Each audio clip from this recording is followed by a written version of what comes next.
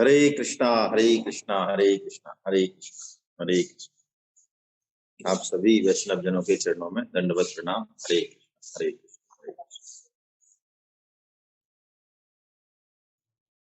आरती जी, हरे कृष्णा।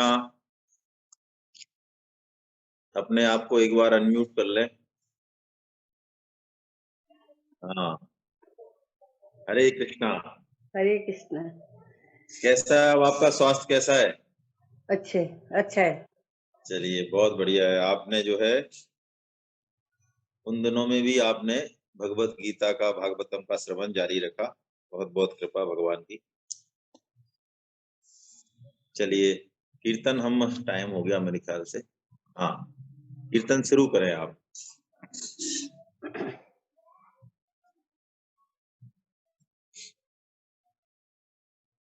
हम करेंगे क्या? हाँ, आप ही कराएंगे। श्री राम जय राम, जय जय राम, जय जानकी जीवन राम। श्री राम जय राम, जय जय राम, श्री जानकी जीवन राम। श्री राम जय राम, जय जय राम, जय जानकी जीवन राम। श्री राम जय राम, जय जय राम, जय जानकी जीवन राम। पतित पावन राम हरे, जय मारुति सेवित राम। पतित पावन राम हरे, जय मारुति सेवित राम। पतित पावन राम हरे, जय मारुति सेवित राम।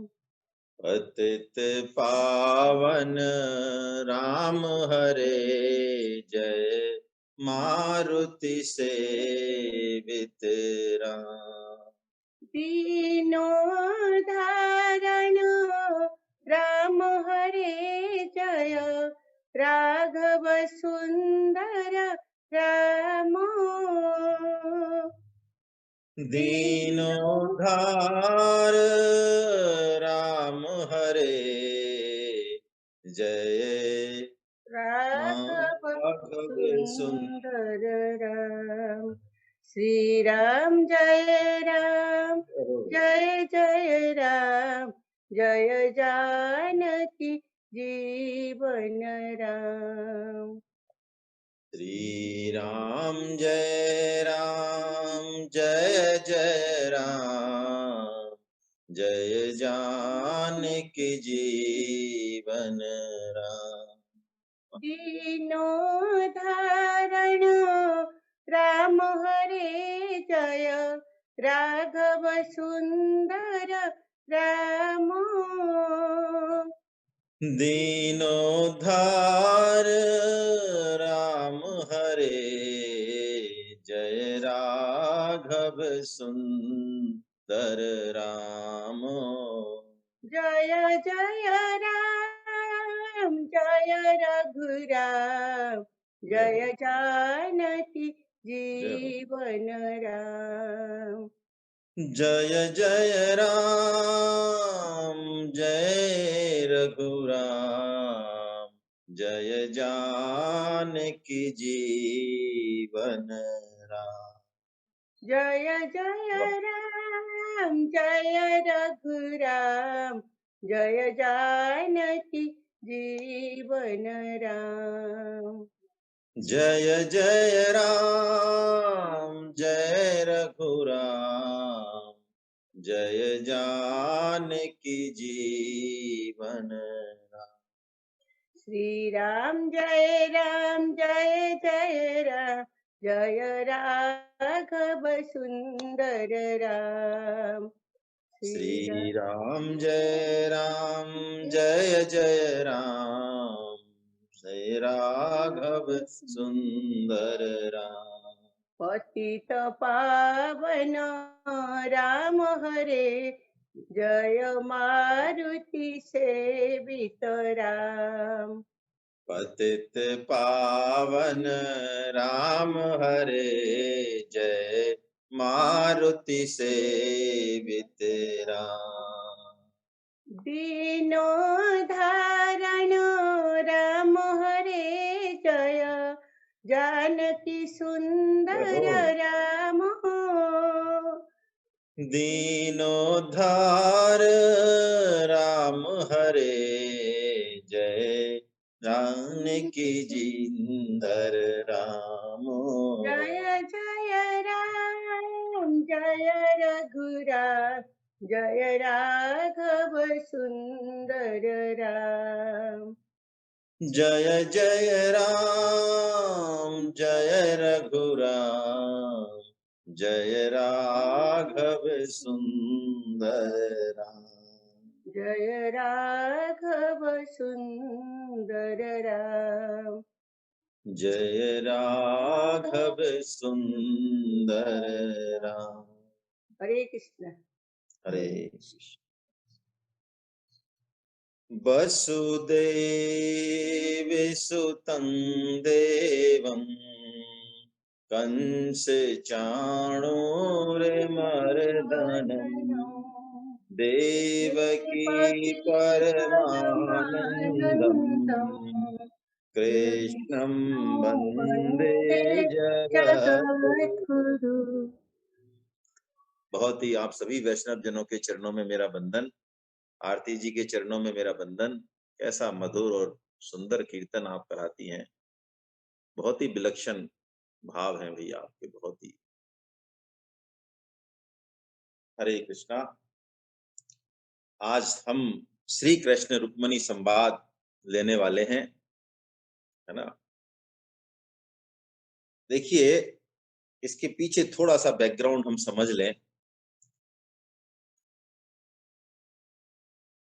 सभी जीव भगवान के अंशभूत ही हैं, जैसा कि भगवान गीता में भी ये घोषणा करते हैं, मम्मी वांसो जीव लोके जीव भूता सनातना।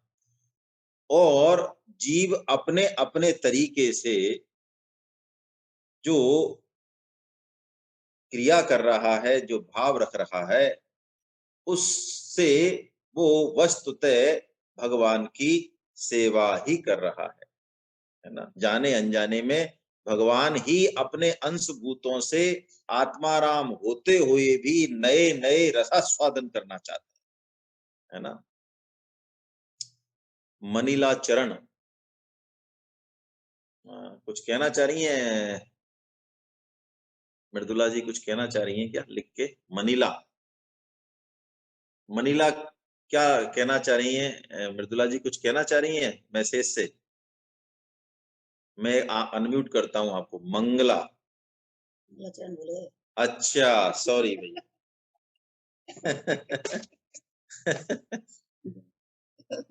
चलिए भाई, माफी चाहता हूँ, मेरे ध्यान नहीं रहता है। हाँ हाँ हाँ, ठीक है। मंगलाचरण तो करते हैं भैया ना, भागवतम में सभी लोग अपना अपना मंगलाचरण निकाल लें। माफी। नारायण नमस्तेस्तु शंख चक्र गदाधर दामोदरारविन्दाक्ष गोविंद यदुनंदन। नमस्ते वासुदेवाय सर्वभूतक्षयाय च ऋषिकेशं नमस्तुभ्यं प्रपन्नं पाहि मां प्रभो। वाम बाहुकृत वाम कपोलो बलगित भ्रूरधरार्पित वेणु कोमलाङ्गुलिभिराश्रितमार्गं गोप्य ईरयति यत्र मुकुन्दः। मल्लानां सनिर्नृणां नरवरः स्त्रीणां स्मरो मूर्तिमान्। या दुस्त्वजं स्वजनमार्यपथं च हेत्वा भेजुर्मुकुन्द पदवीं श्रुतभिर्भिज्ञां प्रमत्तमुच्चैरिति कृत्यचिन्तया प्रवृद्धलोभा विषयेषु लालसम्। त्वमाप्रमत्ता सहसाभिपद्यसे चुल्लेलिहानो हिरिवाकुमन्तका।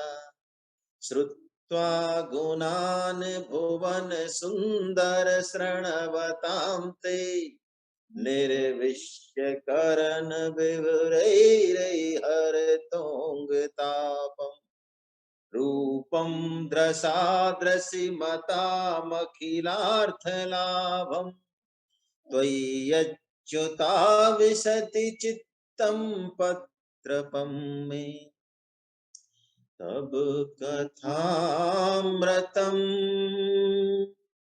तप्तजीवनम् कविभिरीडितम्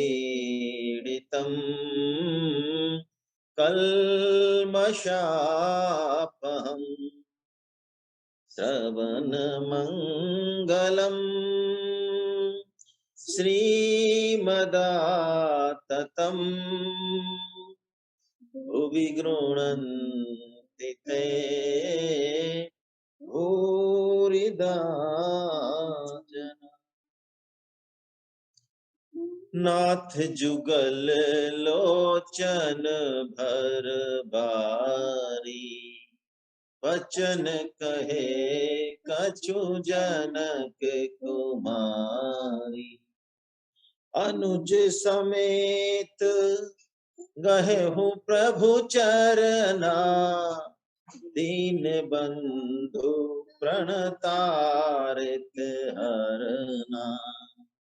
सुन सीता दुख प्रभु सुख आयना भरि आए जल राजीव नयना। कह हनुमंत विपत्ति प्रभु सोई जब तब सुमरन भजन होई। उमा राम स्वभाव जहि जाना ताहि भजन तजि भाव न आना। प्रभु कर पंकज कपि के सीसा सुमिरि सुदशा मगन मोरीसा। परमानंद कृपायतन मन परिपूरन काम। प्रेम भगति अन पायनी देहु हम ही श्री राम। बोल बांके बिहारी लाल की जय हो। जय हो। बहुत बढ़िया। आदरणीय मृदुला जी को धन्यवाद। तो श्री कृष्ण रुक्मणी संवाद नाम का ये हम अध्याय ले रहे हैं। भक्त अपनी हर क्रिया से, हर भाव से भगवान को प्रसन्न करना चाहता है। उसकी हर क्रिया, हर भाव, हर संपत्ति, हर गुण, हर ऐश्वर्य भगवान के निमित्त ही होता है। जैसे कि पतिव्रता स्त्री यदि वो अनन्य पतिव्रता है तो उसका हर हाव भाव सुंदरता पति के लिए है, ऐसे ही हम सब एकमात्र भगवान श्री कृष्ण की प्रेमिकाएं हैं ही हैं। जितने भी जीव हैं सब भगवान की प्रेमिकाएं ही हैं। तो देखिए सत्यभामा जी, भगवान ने जो पारिजात वृक्ष है जिसके फूल कभी कुम्हलाते नहीं है, दिव्य सुगंध उनमें रहती है, जब भगवान ने स्वर्ग लोक में जो पारिजात का वृक्ष है उसका एक फूल लाकर रुक्मणी जी को दे दिया, तो नारद जी ने सत्यभामा जी के पास जाके, और उनका तो वो तो भक्त हैं भगवान के, वो भी वो जो रस है वो भगवान को पसंद है, भगवान जी नारद जी भगवान के मन है। तो पारिजात के वृक्ष के फूल को लेके नारद जी ने सत्यभामा जी के मन में कुछ विक्षोभ पैदा कर दिया और वो गुस्सा हो गई, रूठ गई भगवान से। भगवान श्री कृष्ण हालांकि समझाने बुझाने में हमारे ठाकुर जी बहुत चतुर हैं, लेकिन सत्यभामा जी को वो मना नहीं पाए। सत्यभामा जी के खूब हाथ जोड़ लिए भगवान ने, पैर जोड़ लिए, लेकिन सत्यभामा जी मानी नहीं। एक तरफ तो देखिए ये चरित्र है ना, देखिए ये जीव की, हालांकि वो पटरानी है, भगवान की लीलाएं हैं, हम तो अपने लिए समझे। और एक रुक्मणी जी जो हैं वो कैसी हैं, जो कि साक्षात भगवान की अंतरंगा शक्ति हैं, भगवती लक्ष्मी है ना।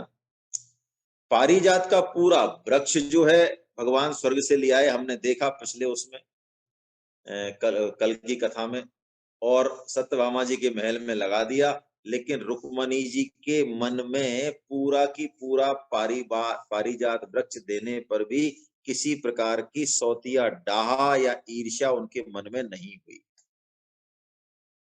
तो अब भगवान श्री कृष्ण जो कि लीलाधारी हैं, नटवर नागर हैं, उनके मन में ये भाव है कि रुक्मणी जी को कैसे गुस्सा दिलाया जाए, है ना। रुक्मणी जी गुस्से में जब लाल लाल आंखें और तिरछी चितवन से देखेंगी तो कैसा उनका रूप और कैसा भाव होगा, क्या वो बोलेंगी, इस बात का, इस रस का आस्वादन भगवान करना चाह रहे हैं, क्योंकि भगवान 16 कलाओं के स्वामी हैं। सभी तरह के जो रस हैं उन सबके वो ही एकमात्र भोक्ता हैं। तो इसलिए इस अध्याय में रुक्मणी जी को भगवान उकसाएंगे। एक तो ये बात, दूसरी बात, ज्ञान बोझा नहीं होना चाहिए। प्राय हम ये देखते हैं कि हमारे जो ज्ञान के सत्र होते हैं, शास्त्रों की जो व्याख्याएं होती हैं, उनको सुनने वाले के जीवन में ऊपर से कोई आनंद या उल्लास दिखता नहीं है। वो ऐसा लगता है जैसे बहुत वजनों का मारा हो, बहुत ज्यादा बोझ उसके सिर पर डाल दिया हो।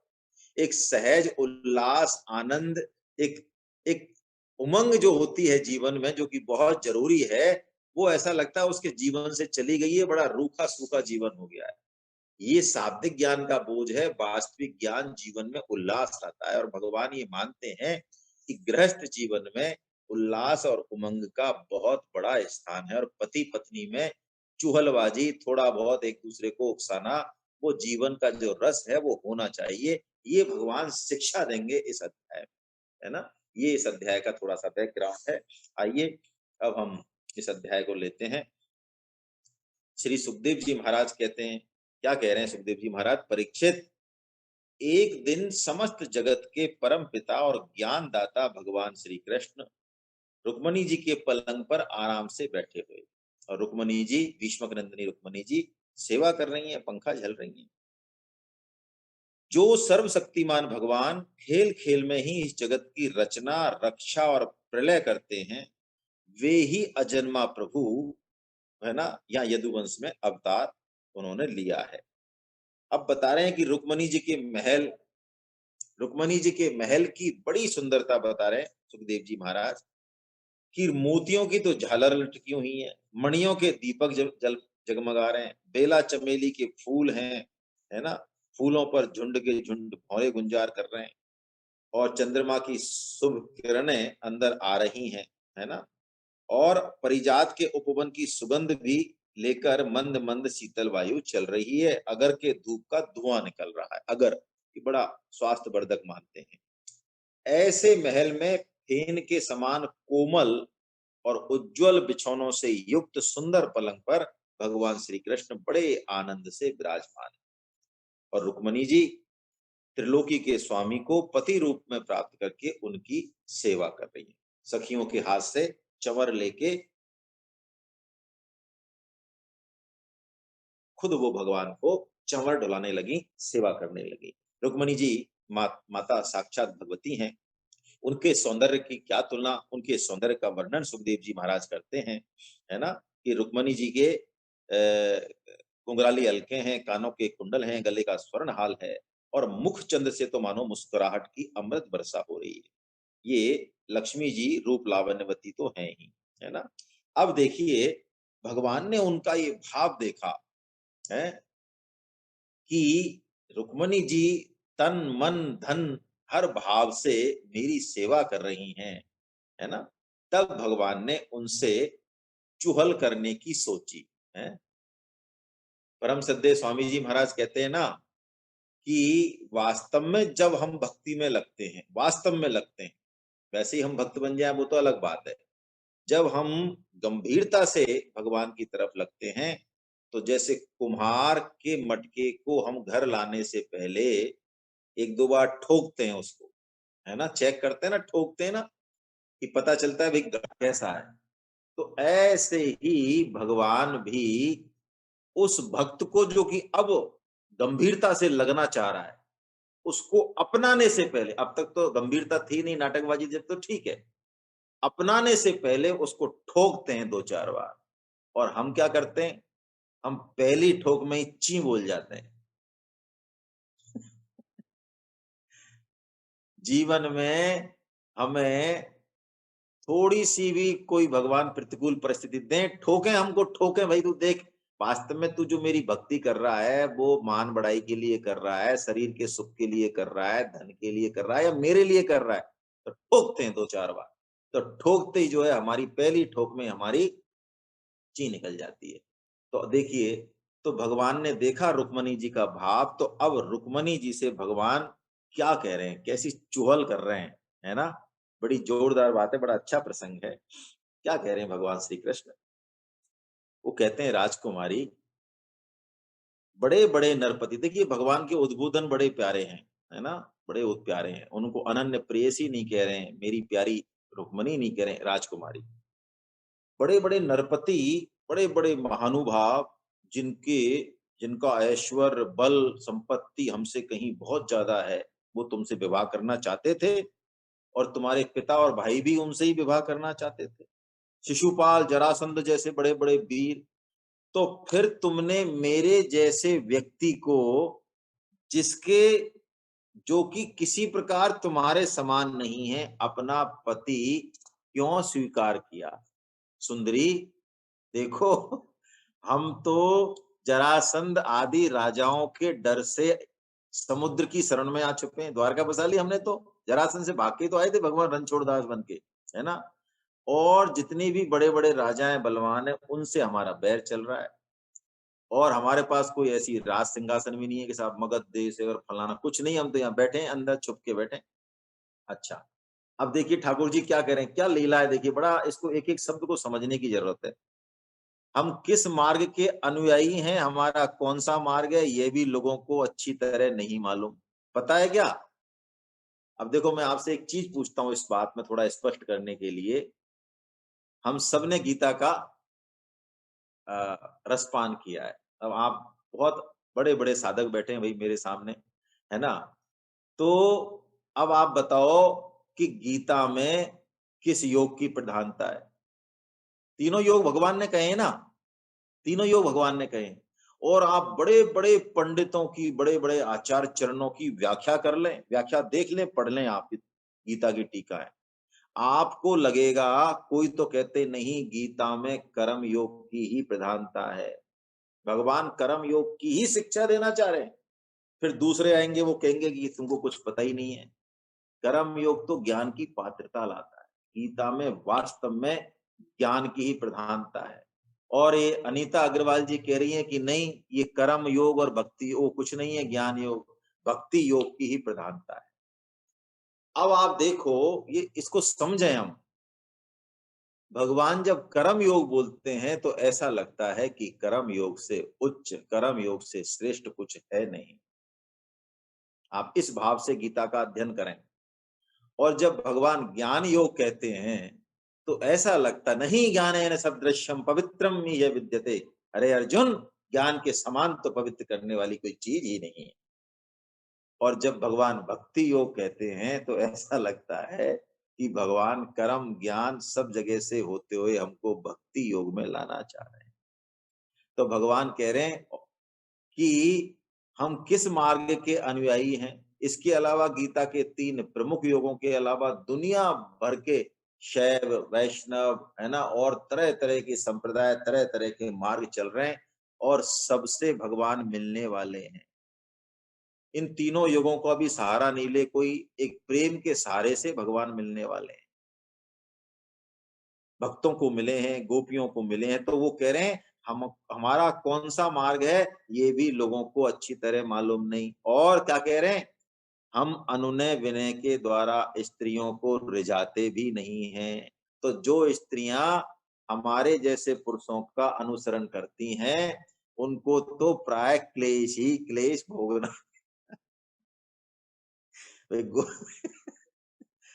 भाई देखो गो ये तो क्या कहें अब, मतलब बड़ी जोरदार बात भगवान कह रहे हैं। भाई देखो, दुख और सुख की सीमा से परे है ये बातें, कैसे इनका एक्सप्लेनेशन करें।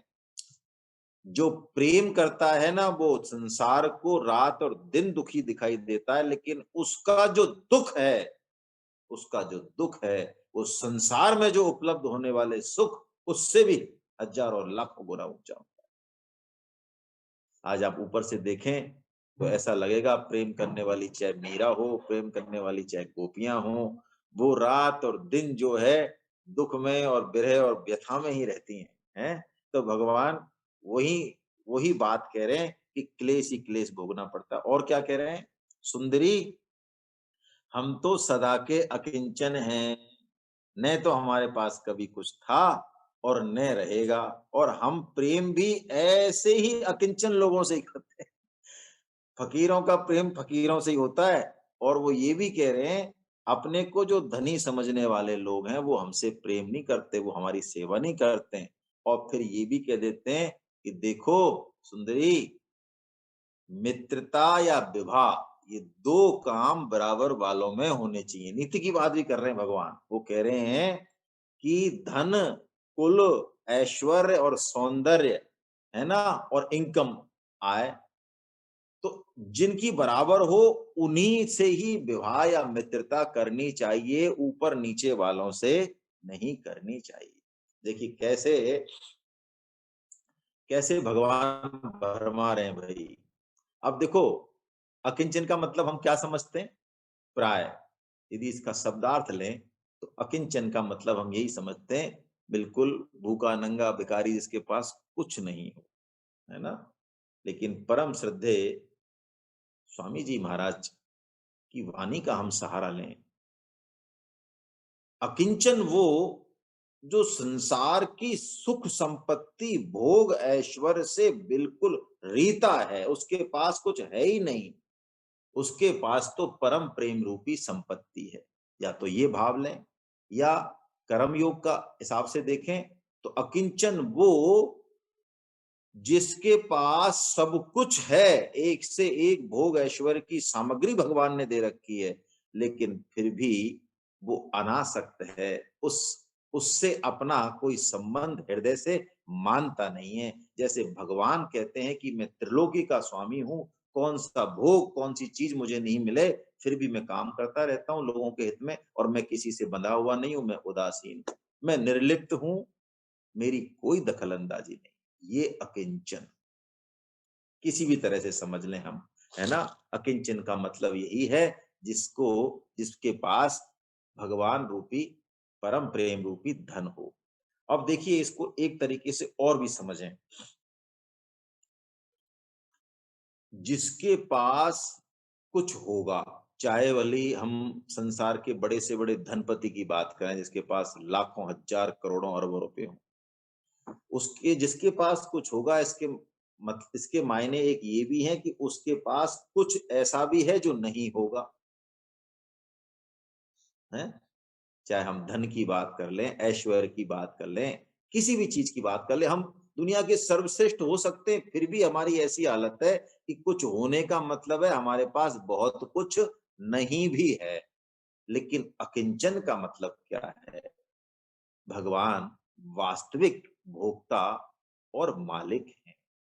ऐसा एक कण भी नहीं जो कि भगवान के पास नहीं हो, है ना? सब कुछ है उनके पास और सब कुछ नहीं भी है, इस सेंस में वो अकिंचन है।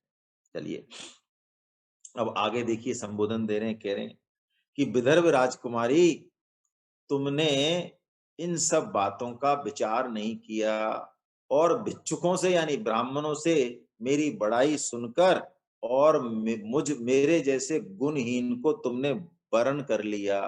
अब भी लेकिन कुछ नहीं बिगड़ा है, तुम अपने अनुरूप किसी श्रेष्ठ क्षत्रिय का वरण कर लो और अपने इहलोक की और परलोक की सभी इच्छाओं की पूर्ति कर लो, है ना? हे सुंदरी, तुम जानती हो कि शिशुपाल, शाल्व, जरासंध, दंतवक्त्र और तुम्हारा बड़ा भाई रुक्मी ये सब मेरे से द्वेष करते हैं और ये अपने सामने किसी को कुछ गिनते नहीं है।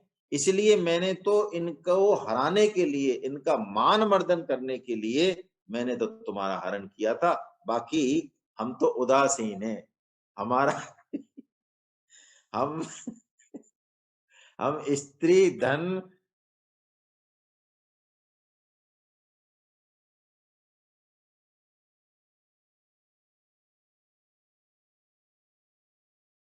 और संतान के लोलुप नहीं है, आप मात्र हैं। हम अपने आत्मा के साक्षात्कार से ही पूर्ण काम है, कृत कृत्य हैं। को फ्री छोड़ दिया है। सुखदेव जी कहते हैं भगवान श्री कृष्ण के क्षण भर, श्री कृष्ण से क्षण भर के लिए भी अलग न होने के कारण रुक्मणी जी को ये अभिमान हो गया कि मैं इनको सबसे अधिक प्यारी हूं। शायद भगवान ने इसी अभिमान को उखाड़ने के लिए ही ये लीला रची है, क्योंकि भगवान भक्तों का योगक्षेम बहन करते हैं। भक्त अभिमान भी करेगा ना, गलत भी करेगा, तो भगवान थप्पड़ लगा देते हैं, जैसे नारद जी को लगाया। नारद जी ने जब सुना जिता काम अहमिति मन माही, तो भगवान ने कहा और अंकुरो, कि इनके हृदय में अभिमान रूपी अंकुर उग गया है, इसको मैं उखाड़ फेंकूंगा, ऐसा भगवान ने कहा। तो भगवान तो चुप हो गए। अब रुक्मणी जी ने जब ऐसी अपने परम प्रिय पतिदेव जो त्रिलोकीश्वर भगवान की ऐसी अप्रिय वाणी सुनी, है ना, जो पहले कभी नहीं सुनी, तो वो अत्यंत भयभीत हो गई। देखिए आप, अनन्य भक्त का कैसा भाव होता है, इस बात को हम जो है देखें, है ना? अनन्य भक्त कैसा भाव रखता है। ये एच डी चंदेल साहब ने कुछ ये कर रखा है, अपना हाथ रेज कर रखा है, चलिए छोड़ो। हाँ, देखिए रुक्मणी जी भगवान के ही आश्रित हैं। भगवान की ऐसी वाणी सुनकर कैसा उनका रिएक्शन होता है वो देखिए। ऐसी अप्रिय वाणी सुनकर वो अत्यंत भयभीत हो गई, उनका हृदय धड़कने लगा, वो रोते रोते चिंता के अगाध समुद्र में डूबते उतराने लगी।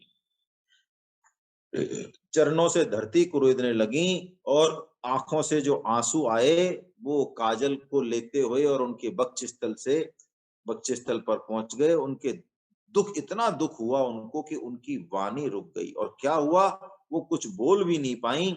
अत्यंत व्यथा, भय और शोक के कारण उनकी विचार शक्ति खत्म हो गई और ये मन में आते ही कि इसका मतलब ठाकुर जी मेरा परित्याग कर रहे हैं, वो इतनी दुबली हो गई। देखिए सुखदेव जी महाराज लिख रहे हैं कि उनका जो कंगन था वो कलाई से खिसक गया।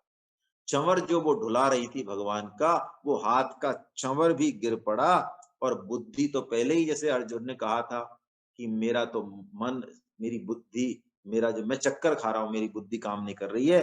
तो बुद्धि की विकलता के कारण वो तो एकदम से धरती पे ऐसे गिर पड़ी जैसे कि वायु के वेग के कारण कोई केले का पेड़ जड़ से उखड़ जाता है। और अब जब ये भगवान ने रिएक्शन देखा, तो भगवान ने कि मेरी प्रेयसी रुक्मणी जी, जो मैं मजाक कर रहा हूँ, हास्य विनोद, उसकी गंभीरता को तो समझ नहीं पा रही हैं, और इनका मेरे में प्रेम इतना प्रगाढ़ है कि इनकी ऐसी दशा हो गई। तो भगवान तो स्वभाव से ही करुणा वत्सल है। भगवान का जो हृदय है वो रुक्मणी जी के प्रति करुणा से भर गया। अरे भगवान तो हर जीव के प्रति करुणा वत्सल है। बड़े से बड़े असुर, बड़े से बड़े राक्षसों के प्रति भी उनकी करुणा उतनी ही है जितनी कि किसी और जीव के प्रति है। देखो, भगवान का भाव बदलने में कितना टाइम लगता है। सुग्रीव जी से जब दोस्ती होती है भगवान की, तो भगवान कहते हैं कि अरे तुम क्यों चिंता करते हो, सब विधि घटब काज में तोरे। ये जो शब्द है ना, ऐसी चौपाई कहीं मानस में कहीं मिलेगी नहीं हमें। क्या मतलब? क्यों? भगवान कहते हैं कि अब आप मेरी शरण में आ गए तो गलत काम भी यदि करना होगा तो येन केन प्रकार, जैसे कहते हैं ना, किसी भी युक्ति से, है ना, छल बल साम दाम दंड भेद जैसे भी है, सब विधि घटब काज में तोरे, मैं तेरे लिए सब तरीके से तैयार हूं, अब तुम चिंता मत करो। और भगवान ने, आप देखो, छिपकर भी बाली को मारा। बाली ने यही तो कहा, मैं बैरी सुग्रीव प्यारा, अब गुण कवन नाथ मोहि मारा। हालांकि भगवान ने जवाब दिया, अनुज बधु भगनी सुतचारी, सुन सठ ऐस कन्या समचारी, है ना, इन्हीं कुदृष्टि बिलो कहीं ते ही, ताहि बधे कछु पाप न होई, है ना। तो बाली को ये समझ में आ गया कि इनके सामने मेरी कुछ चलेगी नहीं चतुराई। देखिए आप, तो बाली क्या बोलते हैं लास्ट में, सुनहु राम स्वामी सन, चलन चातुरी मोर, प्रभु अजहू में पापी, अंत काल गति तो। बहुत ही प्यारा दुआ है, देखिए, बहुत ही प्यारा और बहुत ही समझने लायक बात है। यहाँ हम इसमें उलझ जाते हैं कि हम तो बहुत पापी हैं और ऐसे हैं और वैसे हैं। भगवान को हमारे पाप ताप कुछ दिखते ही नहीं है। अरे ऐसे ही है, भगवान के बहुत पोल है। वो पोल स्वामी जी महाराज दिखाते हैं। इतनी पोल है भगवान के यहाँ कि जिसकी कोई हद नहीं है। हम तो ऐसे समझते हैं, अरे हम तो कुछ नहीं करते, हमें तो कुछ आता नहीं है। अरे बच्चे को क्या आता है माँ का प्रेम पाने के लिए? क्या पीएचडी की डिग्री चाहिए? बाली जैसा असुर जिसका भगवान ने वध कर दिया है, बोलिए वो क्या बात कह रहा है। देखिए आप, क्या क्या छुपा हुआ है इसमें। प्रभु अजहू में पापी, अंत काल गति तोर। अरे तुम मेरे साक्षात सामने खड़े हो, तुमसे वार्तालाप चल रहा है और मेरे मन मस्तिष्क में तुम्हारा विचार चल रहा है, तो क्या पाप ताप क्या अब भी रुक गए? अब भी क्या मैं पापी रहा?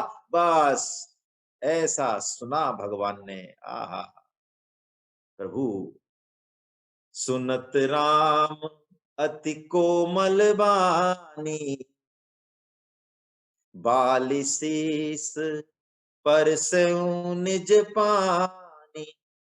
क्या बात है।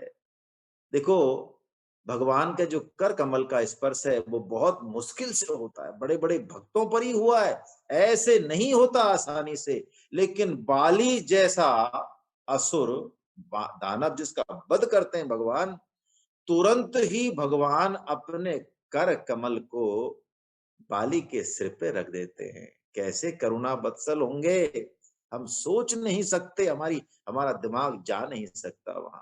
और क्या कहते हैं तुरंत, अचल करो तनु राख्यहु प्राण, बाली कहा सुन कृपा निधान। कैसी बात है, देखिए कैसी बात है। भगवान अपना वचन त्याग देंगे, सब त्याग देंगे, लेकिन भक्त के प्रति जो भगवान की भक्त वत्सलता है, करुणा वत्सलता है, वो नहीं त्याग सकते। जिस बालिक का वध किया उसी से कह रहे हैं कि मैं तुम्हारे प्राणों को भैया अचल कर दूं, तुम आराम से रहो। भगवान के हाथ फिरते ही बाली की सारी पीड़ा खत्म हो गई। जब बाली के लिए इतना प्रेम है, असुरों के लिए इतना प्रेम है, तो क्या बाकी जीव मात्र के लिए प्रेम नहीं होगा? स्वामी जी महाराज यही बात कहते हैं। यही श्रद्धा, यही विश्वास भगवान से मिलाने वाला है। कोई भी साधन भगवान से मिलाने वाला नहीं। जितने भी साधन हैं वो इसी श्रद्धा और विश्वास, इसी अनन्यता को लाने के लिए, किसी साधन से भगवान नहीं मिलते। तो जिस रुक्मणी जी को भगवान अब तक छेड़ रहे हैं, उसी रुक्मणी जी के भगवान जो है, ऐसा जब रुक्मणी जी का भगवान ने भाव देखा, तो भगवान जो है चट से उठे और रुक्मणी जी को उन्होंने गोद में उठा के और बड़े बड़े प्रेम से जो है उनकी जो केस वेस खुल गए थे, उन केसों को बांध कर और अपने शीतल कर कमलों से भगवान जो है उनके बाल संभाल रहे, आंसू पोंछ रहे, है ना? बड़ा उनको प्रेम कर रहे हैं भगवान, है ना? क्योंकि उन्होंने देख लिया ना, रुक्मणी जी को छाती से लगा लिया भगवान ने। और अब देखो भगवान अपनी सफाई पेश कर रहे हैं रुक्मणी जी के सामने, क्योंकि उन्होंने देख लिया ये तो अभी प्राणों से हाथ धो बैठेंगी, इनका इतना प्रेम है मेरे अंदर।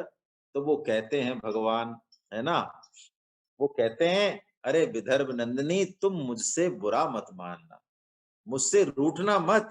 भक्तों के रूठने की भगवान बड़ी परवाह करते हैं।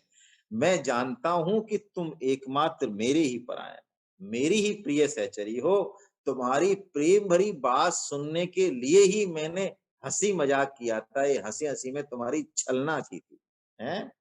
मैं तो ये देखना चाहता था कि मैं यदि ऐसा उल्टी सीधी बात कहूंगा, तो तुम जब गुस्सा हो जाओगी और लाल लाल होठों से प्रणय कोप के द्वारा, है जो प्रणय कोप होता है ना, ये एक अलग कोप है, प्रेम भरा कोप, उसमें चिबुक भी काटे, हाथ पैरों का प्रयोग भी करे, तो उसका भी एक अलग अलग आनंद होता है। जैसा कि हमने भ्रमर गीत में देखा, है ना? भ्रमर गीत जब पढ़ा हमने, तो जो गोपियां और श्री जी भगवान से जो कहती हैं कठोर कठोर शब्द, बहुत कठोर कठोर शब्द कहती हैं भगवान से, वो प्रणय कोप है, वो आनंद की अतिरेक अवस्था है, उच्चतर अवस्था है, उच्चतम। तो भगवान कहते हैं कि मैं तो ये देखना चाहता था कि प्रणय कोप से तुम्हारे होंठ कैसे फड़कने लगते हैं, तुम्हारे कटाक्षपूर्ण नेत्रों में कैसी लाली चढ़ जाती है, और तुम्हारी भौहें चढ़ जाने के कारण तुम्हारी जो मुख मुद्रा है वो कितनी सुंदर लगेगी। मैं तो ये देखना चाहता था। क्यों?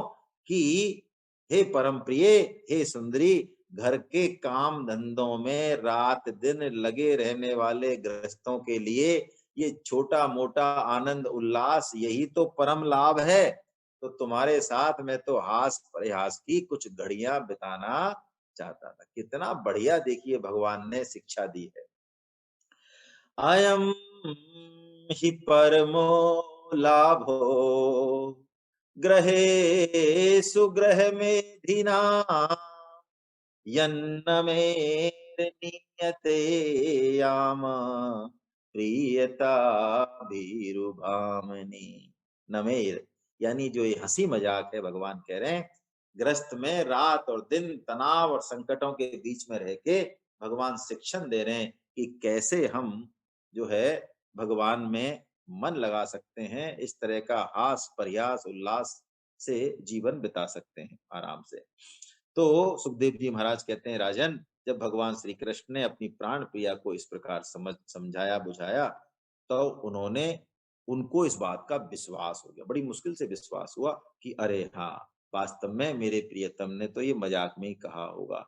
तो उनके हृदय में जो वियोग का भाव था कि भगवान मुझे छोड़ देंगे, वो तो अब जाता रहा, अब जाता रहा। तो अब वो चालू हुई है, देखिए रुक्मणी जी, है ना, सलज्ज हास्य और प्रेम पूर्ण मधुर मधुर चितवन से पुरुष भूषण भगवान श्री कृष्ण का मुखारविंद निरखती हुई रुक्मणी जी उनसे कहने लगी। बहुत प्यारी ये लंबी प्यारी भी है और बहुत लंबी भी है, बड़ी अच्छी स्तुति है। रुक्मणी जी भगवान की स्तुति भी करेंगी, और स्तुति भी करते करते उनको थोड़ा सा, हाँ, नमक मिर्च भी, थोड़ा गुस्सा भी दिखाएंगी भगवान। भगवान ने कहा था ना मुझे गुस्से वाला रूप देखना, तो वो भी दिखाएंगी। है ना। हाँ, देखिए भक्त का गुस्सा तो भगवान के लिए ही होता है। भक्त का सब कुछ, जैसे भगवान श्री कृष्ण इस सृष्टि की रचना करते हैं, ब्याह करते हैं, है ना। 10-10 बच्चे होंगे, अभी 16,108 रानियों से आगे हम पढ़ेंगे, सभी से 10-10 पुत्र होंगे। सब काम भगवान का स्वजनों को, भक्तजनों को आनंद देने के लिए। हमारे चश्मे से हमको ऐसा लगता है कि भगवान खुद के आनंद के लिए कर रहे हैं, नहीं। उनको उनको आनंद देने वाले तो बिरले भक्त होते हैं। चलिए, अब रुक्मणी जी क्या कह रही हैं, आइए हम देखते हैं इसको। कमल नयन, आपका ये कहना ठीक। अब देखिए रुक्मणी जी एक एक बात का जवाब देंगी बहुत इंटेलिजेंसी से। पहले हम उसको समझेंगे, फिर रुक्मणी जी गुस्सा करेंगी, उसको भी समझेंगे। आपका ये कहना ठीक है कि ऐश्वर्य आदि समस्त गुणों से युक्त जो अनंत भगवान यानी आप हैं, वास्तव में आपकी और मेरी कोई समानता नहीं। अरे कहाँ तो आप और कहाँ मैं, है ना। भला मैं कब आपके समान हो सकती हूँ। यानी रुक्मणी जी देखो कितना बढ़िया जवाब दिया। भगवान ने कहा ना कि हम, हमारी और आपकी कोई समानता नहीं है, यही तो कहा भगवान ने उनसे। तो रुक्मणी जी यही कह रही है कि वास्तव में आपकी और हमारी क्या समानता, है ना। जैसे अर्जुन कहते हैं नैतत् समोस्ति अत्यधिक कुतो अन्य, 11.43 में कहते हैं ना अर्जुन कि प्रभु आपके समान ही कोई नहीं हो सकता, तो आपसे अधिक होने की तो बात ही नहीं है कोई, है ना। तो रुक्मणी जी ने जवाब दे दिया कि मैं आप, हम वास्तव में आपके कहाँ समान है। क्यों, हम तो तीनों गुणों के चक्कर में रहने वाले हैं, है ना। और आप उन तीनों गुणों से अतीत गुणातीत परम सच्चिदानंद भगवान है, इसलिए हम, हमारी और आपकी कोई समानता नहीं है ना। दूसरा वो कहती हैं कि आपने ये कहा कि आप राजाओं के डर के मारे और समुद्र के भीतर आ छुपे, है ना। तो देखो बड़ा प्यारा यहाँ पे जवाब दे रही हैं रुक्मणी जी। वो कहती हैं राजा रंजयति इति राजा, रंजन, है ना। राजा का जो शाब्दिक अर्थ है पहले भी हमने देखा था गीता में, जो रंजन करे प्रजा का, जो प्रजा की साल संवार करे, उसका विकास करे, वो राजा रंजयति, है ना, रंजन करे। तो रुक्मणी जी कहती है कि वास्तव में आप ही राजा हैं, सही पूछा जाए तो। क्यों, क्योंकि ये समस्त संसार जो है ना, ये तीन गुणों का चक्कर है, ये तीन गुणों का चक्कर है। जबकि आप तो इन तीन गुणों के राजा हैं। तो भक्तों को इन तीन गुणों रूपी माया से बचाने के लिए आप भक्त रूपी हृदय में, भक्तों के हृदय रूपी समुद्र में, समुद्र में छिप रहे हैं ना, भक्तों के हृदय रूपी समुद्र में आप विराजमान रहते हैं, ताकि भक्त को तीन गुणों के जो ताप हैं उनसे वो बचे रहें और उन्हें वास्तविक स्वरूप का बोध हो जाए। कैसी बढ़िया व्याख्या की है रुक्मणी जी ने, वाह। अब देखिए वो कहती हैं आगे कि आपने ये कहा कि जितने भी राजा हैं, ये जरासंध, दंतवक्त्र, फलाना ढिकाना, ये सब आपसे बैर रखते हैं। तो उन्होंने कहा ये जो बड़े बड़े राजा है ना, ये इंद्रियां हैं, इंद्रियां, ये इंद्रियां ही इनसे आपका बैर है। क्या मतलब, ये दुष्ट राजा जितने भी हैं ये इंद्रियां हैं। तो जो इंद्रिय तृप्ति चाहेगा वो भगवान से दूर रहेगा, वो भगवान से बैर ही रहेगा उसका। तो उन्होंने कहा कि बिल्कुल ये भी होना आपका सही है ना।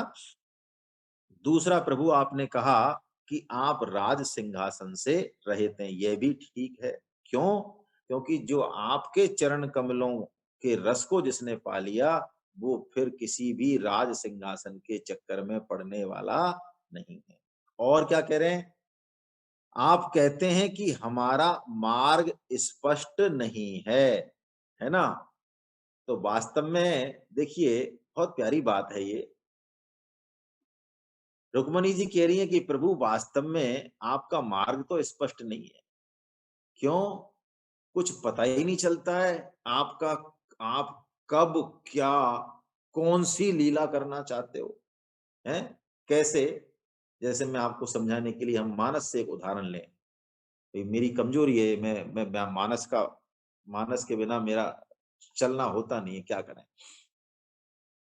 कि भगवान के बारे में तुलसीदास जी एक तरफ तो ये लिखते हैं, जासु नाम सुमिरत इक बारा, उतरहि नर भव सिंधु अपारा। है ना, ऐसे ही है ना भगवान राम। अच्छा, अब आप देखिए भक्तों के आगे भगवान कैसे जो है चुपचाप खड़े रहते हैं। वही भगवान जो ऐसे हैं, जब वो गंगा पार करनी होती है, सोई कृपालु, सोई कृपालु केवट ही निहोरा। है ना, कोई केवट की निहोरे कर रहे हैं, ठोड़ी सहला रहे हैं। कौन से भगवान है? तुलसीदास जी कह रहे हैं, जे ही जगु तीय की हूं पग हूं ते थोरा। हा हा हा हा। कौन से भगवान केवट का निहोरा कर रहे हैं?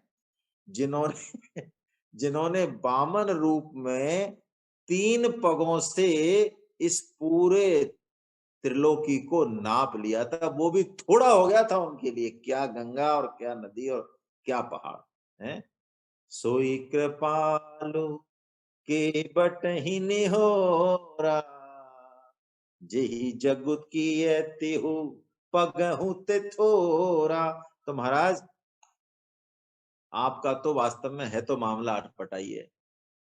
जो ऋषि मुनि, बड़े बड़े सिद्ध आपकी सेवा करते हैं, उनको आप मिलते नहीं हो, दर्शन नहीं देते हो।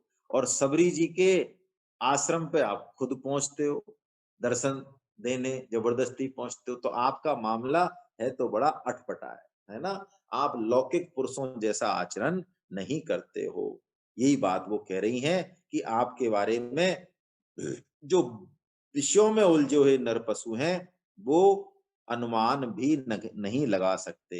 है ना, आपके मार्ग पर चलने वाले आपके भक्तों की चेष्टाएं भी अलौकिक ही होती हैं। तो फिर आपकी अलौकिक हो तो इसमें कहना ही क्या है।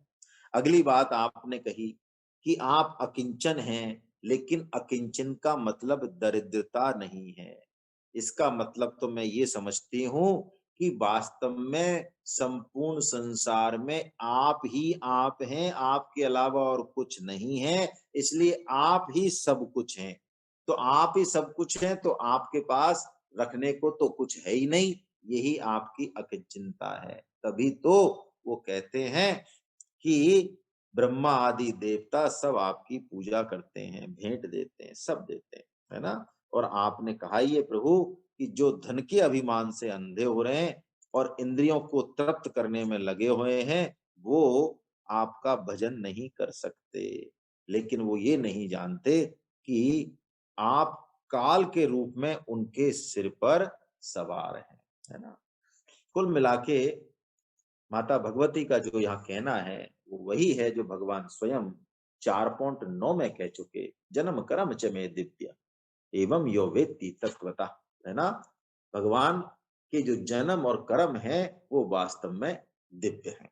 अब आगे क्या कहती हैं माता रुक्मणी?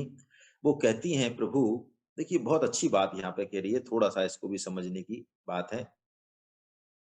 जगत में जीव के लिए जितने भी वांछनीय पदार्थ हैं, धर्म, अर्थ, काम और मोक्ष, उन सबके रूप में आप ही प्रकट हैं। आप ही समस्त वृत्तियों, प्रवृत्तियों, साधनों, सिद्धियों और साध्यों के फल स्वरूप है। बहुत अच्छी बात है ये। प्राय देखिए, वासुदेव सर्वम वाली जो बात है ना, वो बात ये रुक्मणी जी यहाँ कह रही हैं। इसमें आपको इस बात की झलक आएगी, वासुदेव सर्वम कह लो या सर्व धर्मान परित्यज्य मामेकम शरणम व्रजा, वो इस स्तर की बात रुक्मणी जी यहाँ कह रही। क्या मैं एक छोटे से उदाहरण से अपनी बात स्पष्ट करूं? भक्त को संसार में कुछ भी बुरा नहीं दिखता, सब भगवत स्वरूप दिखता है। जैसे मैं आपको एक छोटे से उदाहरण से अपनी बात कहूं, लोभ बुरा है या अच्छा है?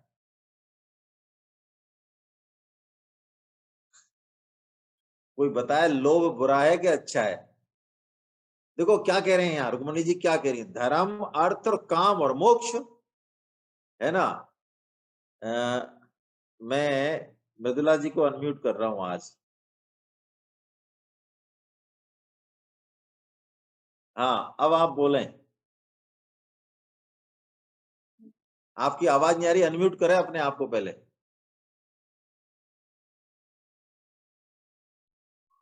सर, अर्थ और काम के संदर्भ में तो अच्छा नहीं कहलाएगा और धर्म और मोक्ष के संबंध में अच्छा कहलाएगा।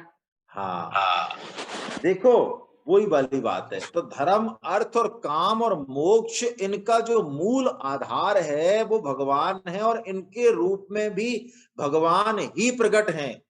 तभी तो भगवान कह सकते हैं कि काम भी मैं ही हूं, तभी तो कह सकते हैं, नहीं तो कैसे। हमारे चश्मे से तो इन बातों को पचाना ही बड़ा मुश्किल होता है। शास्त्रों में यदि सुंदरता का वर्णन आता है तो हमको अजीब लगता है। क्यों लगता है? कि हम धर्म, अर्थ और काम और मोक्ष में भगवान श्री कृष्ण को नहीं देख पाते। लोभ बुरा है, लेकिन किसी को भगवान नाम लेने का चस्का पड़ जाए, उसका लोभ हो जाए, वो 16 माला करे तो कम, 64 माला करे तो कम, वो ऐसा लोभी हो जाए कि बस भंवरे की तरह डोलता ही डोले, तो उसके इस लोभ को सैकड़ों प्रणाम।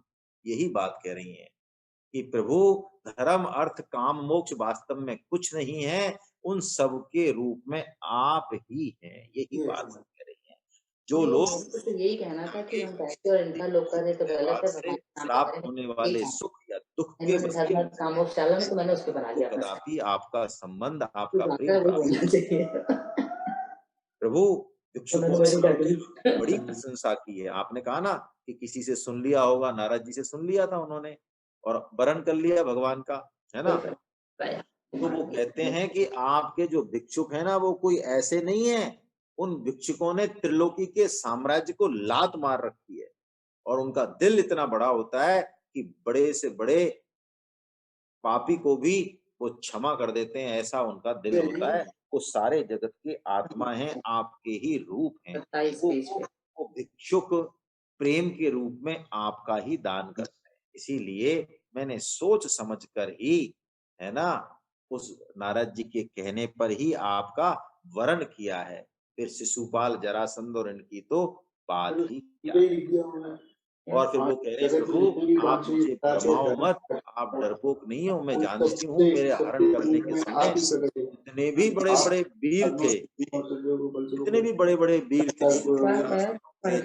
और थे, है ना, उन सबको आपने हराया था, उन सबको आपने हरा दिया था, ये मैं जानती हूँ, है ना। चलिए, अब वो आगे कह रही हैं कि आपने ये कहा कि आप किसी और राजकुमार का वरण कर लो, तो प्रभु आप समस्त गुणों के स्वामी हैं। बड़े बड़े संत आपके चरण कमलों की सुगंध का पान करते हैं, बखान करते हैं, और जो आपके सानिध्य में आ गया वो समस्त पाप और ताप से मुक्त हो जाता है। फिर आपके चरण कमलों की मकरंद रूपी सुगंध को छोड़कर कहीं और का वरण करने वाली कोई अभागिन स्त्री ही होगी। कोई बुद्धिमान स्त्री तो ऐसा कर नहीं सकती, क्योंकि आप समस्त जगत के स्वामी हैं। अच्छा, मैंने सबको म्यूट कर रखा है, वैसे कर दिया है मैंने सबको, है ना, कोई भी नहीं है। चलो चलिए, हाँ, अब देखिए, हाँ, अब रुक्मणी जी एक बहुत अच्छी बात कह रही हैं, जिसको कि हम सबको समझना ही चाहिए। एक तो वो कह रही हैं, प्रभु मैं हमेशा हमेशा आपका सानिध्य चाहती हूँ, आपका स्मरण चाहती हूँ, आपका प्रेम चाहती हूँ। चाहे मुझे अपने कर्मों के अनुसार कितनी भी योनियों में भटकना पड़े, इसकी मुझे कोई परवाह नहीं है ना। और रुक्मणी जी ने यहाँ पे थोड़ा क्रोध भी दिखाया है 44वें श्लोक से, और उन्होंने कहा है कि आप मुझे कोई ऐसे वैसे मत समझो कि मैंने ऐसे ही कोई सुन सुना के, मैंने पूरा ठोक बजा के, हैं, मैंने पूरा ठोक बजा के और आपका श्रवण और अमृत कीर्तन सुनकर ही पूर्ण निश्चय करके आपका वर्ण किया है, ऐसा रुक्मणी जी कह रही हैं। आप ऐसा मत समझो कि मैंने ऐसे ही कोई वर्ण कर लिया है। तो आगे वो कह रही हैं, हे अच्युत, मैं 44वां श्लोक पढ़ रहा हूं। गधों के समान घर का बोझा ढोने वाले, बैलों के समान गृहस्थ के व्यापारों में जुटे रहकर कष्ट उठाने वाले, कुत्तों के समान तिरस्कार सहने वाले और बिलाव के समान कृत दासों के समान स्त्री की सेवा करने वाले शिशुपाल आदि राजा लोग, ये तो है ना, ये कुछ नहीं है, इनका तो जीवन व्यर्थ है ना। यत कर्ण मूल मरिकर्षण नोपयाया, युष्मत् कथा मृड विरंच सभा सुगीता। रुक्मणी जी क्या कह रही हैं, बड़ी अच्छी बात कह रही हैं। देखिए, इस श्लोक को यदि हम अपने जीवन में घटाएं तो हमारे यहाँ 4 आश्रम हैं, ब्रह्मचर्य, गृहस्थ, वानप्रस्थ और सन्यास, है ना। युवावस्था, बाल्यावस्था, वयावस्था, प्रौढ़ावस्था और वृद्धावस्था। तो देखिए, इन चारों अवस्थाओं में जो मुख्य मुख्य काम बताए वो तो ठीक है पुरुषार्थ के लिए, लेकिन जो मूल काम है वो रुक्मणी जी कह रही हैं कि यदि जिसके कानों में यत कर्ण मूल मरिकर्षण नोपयायाद, कि यदि जिसके कानों में भगवान शंकर और ब्रह्मा जी के द्वारा गाई जाने वाली आपकी जो लीला कथा है, आपके जो गुणों का अमृत है, आपका जो गुणों का अमृत रूपी रसपान जिसने नहीं किया, गीता, वो कह रहे हैं मृड बिरंच सभासु गीता। गीता मतलब भगवान के गुणों को गाया जाने वाला गीत। देखिए, गीता की नई परिभाषा श्रीमद् भागवतम में, वो यदि किसी ने रसपान नहीं कही तो वो तो मान लो जीते जी मुर्दा ही है, उसका जीवन व्यर्थ है, ये कह रही हैं। और आगे कह रही हैं कि वो मनुष्य जीवित होने पर भी मुर्दा है, और उसके जो दाढ़ी, मूछ, नख, रोए, खून, ये सब जो शरीर है उसका बता रही हैं, ये तो मल मूत्र, कीड़ा, मांस, हड्डी, कफ, पित्त और इस वायु से भरा पड़ा है। इसे यदि कोई स्त्री अपना प्रियतम पति समझकर सेवन करती है तो वो मूढ़ है। देखिए क्या कह रहे हैं रुक्मणी जी, क्या कह रही हैं कि इस भौतिक शरीर को यदि पति समझ के कोई स्त्री ऐसा समझती है तो वो मूढ़ है। तो क्या करें, ये तो बड़ा चक्कर पड़ गया मामला।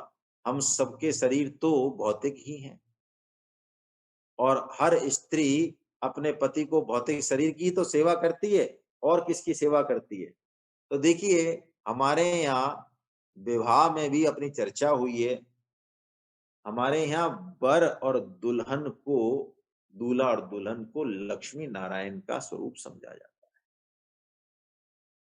और गीता में भी इस बात पे जोर दिया गया है कि हम प्राणी मात्र की जो सेवा करें वो भगवत स्वरूप मानकर ही करें। यदि भगवत स्वरूप मान के नहीं किया तो लेन देन का हिसाब बना रहेगा, मान बढ़ाई की इच्छा बनी रहेगी। तो हमारे यहाँ विष्णु जी और लक्ष्मी जी का ही आधान पति पत्नी में किया जाता है ना। और यही बात रुक्मणी जी कह रही है ना। आगे रुक्मणी जी और कह रही हैं, हे कमल नयन, आप आत्मा राम हैं, मैं सुंदरी और गुणवती हूँ, इन बातों पर आपकी दृष्टि नहीं जाती, इसलिए आप उदासीन हैं। फिर भी आपके चरण कमलों में मेरा दृढ़ अनुराग हो, यही मेरी अभिलाषा है। यानी आपने जो कहा ना किसी और के पास चली जाओ, जैसे काशी नरेश की जो कन्या थी अम्बा, अम्बा, अम्बालिका और अंबिका, जिन तीनों को भीष्म जी हर के लाए थे, तो अम्बा चली गई थी बाद में। तो ऐसा मेरा कोई मन नहीं है, ऐसी कोई स्त्री, उसको वो कहती है वो उल्टा है। ऐसा कह के रुक्मणी जी ने अपनी जो है सब तरह की बात भगवान को कह दी। और तब भगवान श्री कृष्ण ने कहा कि आपसे यही बात सुनने के लिए मैंने तुम्हारी वंचना की थी, यानी हंसी हंसी में तुम्हें छकाया था, और वास्तव में अब तुमने मेरे वचनों की जैसी व्याख्या की है वो अक्षर से सत्य है। हे सुंदरी, तुम मेरी अनन्य प्रेयसी हो। मेरे प्रति तुम्हारा अनन्य प्रेम है, तुम मुझसे जो जो अभिलाषाएं करती हो वे तुम्हें सदा सर्वदा प्राप्त ही हैं। अब देखिए, भगवान एक बहुत प्यारी बात कह रहे हैं। इस बात से हमारे मन में जो कई बार संदेह होता है कि भैया गाड़ी लानी है नई, तो गाड़ी लाएं कि नहीं लाएं, हम तो गीता पढ़ने वाले हैं। अच्छा, ड्रेस कोई पहनना है, शादी ब्याह में जाना है तो अच्छी ड्रेस पहन के जाएं कि नहीं जाएं। अच्छा खाएं कि नहीं खाएं हमारे शरीर और उम्र के हिसाब से। ऐसे कई साधक प्रश्न करते हैं, है ना? बहुत प्रश्न होते हैं, क्योंकि हम गीता का और भागवतम का और वैराग्य का मतलब कुछ और ही समझते हैं प्राय, हैं? लेकिन देखिए भगवान यहाँ कितनी बढ़िया बात बता रहे हैं। इसका मूल मंत्र हम समझ लें बस। इन प्रश्नों के उत्तर में, हर प्रश्न के उत्तर की जरूरत नहीं है।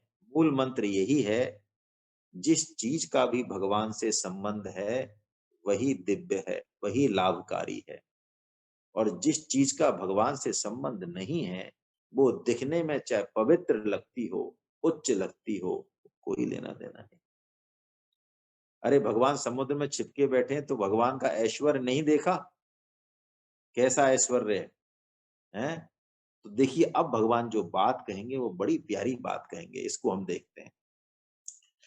यान यान कामयशे कामा मय्य कामाय भामे सन्ति कांत भक्ताया तव कल्याणी नित्यदा। 50वां श्लोक, कैसा प्यारा श्लोक है। देखिए आप, कितनी बढ़िया बात भगवान ने कहते हैं। जैसे भगवान 7वें अध्याय का आपको याद है, भगवान 7.19 के बाद जब भगवान कहते हैं ना, देवताओं का प्रकरण चालू करते हैं, तो बिल्कुल ये की यही बात भगवान वहां कहते हैं। मुझे याद नहीं आ रहा श्लोक में, देख के बताता हूँ, एक सेकेंड। हाँ, कामैस्तैस्ते हृत ज्ञाना प्रपद्यन्ते अन्य देवता। मां कामना की बात है, और देखिए उसी कामना की बात यहाँ है। लेकिन अब हम श्लोक का अर्थ पढ़ रहे हैं, क्या कह रहे हैं भगवान। और यह बात भी है कि मुझसे की हुई अभिलाषाएं सांसारिक कामनाओं के समान बंधन में डालने वाली नहीं होती, अपितु वे तो समस्त कामनाओं से मुक्त करने वाली होती है। क्या बात है, देखिए क्या बात है। भगवान का वचन याद कीजिए आप। भगवान 4 तरह के भक्तों का वर्णन करते हैं, करते नहीं करते हैं, याद कीजिए आप गीता। चतुर्विधा भजन्ते मां जना सुकृतिनो अर्जुना आर्तो जिज्ञासुरर्थार्थी ज्ञानी च भरतर्षभ। भगवान से मांगने वाले को, कामना पूर्ति करने वाले को भगवान भक्त बता रहे हैं। बता रहे हैं कि नहीं बता रहे हैं भक्त? क्यों बता रहे हैं भक्त? क्योंकि भगवान को ये पता है कि ये मेरे प्रति अनन्य भाव रखते हुए मांग रहा है, तो कामना पूर्ति करते करते भी ये निष्काम ही हो जाने वाला है। ये अंततः निष्काम ही हो जाने वाला है। और जिसको भैया पहले यदि भूख लग रही है, किसी को कपड़े की जरूरत है, अरे तो उसको गीता और भागवत सुनाने से पहले, अध्यात्म का बोझा उसके सिर पे रखने से पहले, उसके कपड़े और भूख की जरूरत तो पूरी करनी पड़ेगी, नहीं करनी पड़ेगी। यही खेल है यहाँ पे। खेल असली कामना और निष्कामता का है ही नहीं वास्तव में। क्योंकि सच्ची मुच्ची पूछा जाए ना, तो देखो इसको घटा के देखो, ये निष्कामता शब्द संभव है क्या जीवन में? देखो एक मिनट, कोई भक्ति के किसी भी स्तर पे पहुंच गया हो, क्या निष्कामता का स्तर संभव है क्या? क्या नहीं चाहिए हमें बताइए? जब तक ये शरीर हमारे साथ है तब तक क्या नहीं चाहिए हमें, क्या नहीं चाहिए? तो यही मतलब है निष्कामता का मतलब ही है। हमारी सारी काम जो है हमारे उन कामनाओं के केंद्र में हो, उन्हीं से ही हम सब कुछ मांगे, है ना? ये है। तो भगवान यही बात कह रहे हैं, देखिए बड़ा प्यारा श्लोक है कि यदि कोई ऐसा नहीं समझता है, मैंने तुमको विचलित करने की कोशिश की, भगवान कह रहे हैं, और कोई यदि मेरे से संसार की चीजें ही मांगता रहे, दाम्पत्य सुख ही मांगता रहे, मेरे प्रति उसकी यदि महत्व बुद्धि नहीं है, मेरे प्रेम को वो नहीं चाहता, तो भगवान कह रहे हैं वो मेरी माया से मोहित ही है, वो मेरी माया से मोहित ही है। बड़ी बढ़िया बात। बेटा आवाज मत करो।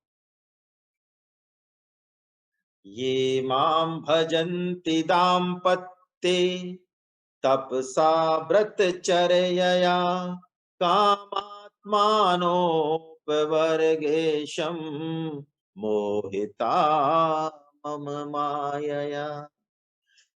प्रिय, मैं मोक्ष का स्वामी हूँ, लोगों को संसार सागर से पार करता हूँ, फिर भी जो गृहस्थ सकामी अनेक प्रकार के व्रत और तपस्या करके ये भौतिक सुख ही मुझसे चाहते हैं, वो वास्तव में मेरी माया से मोहित है ना? कि पारसमणि मिलने वाली थी, लेकिन पारसमणि के बदले कोई कांच की कंचा गोली मांग ले, ऐसे मूर्ख हैं वो, ऐसा भगवान कह रहे हैं, है ना?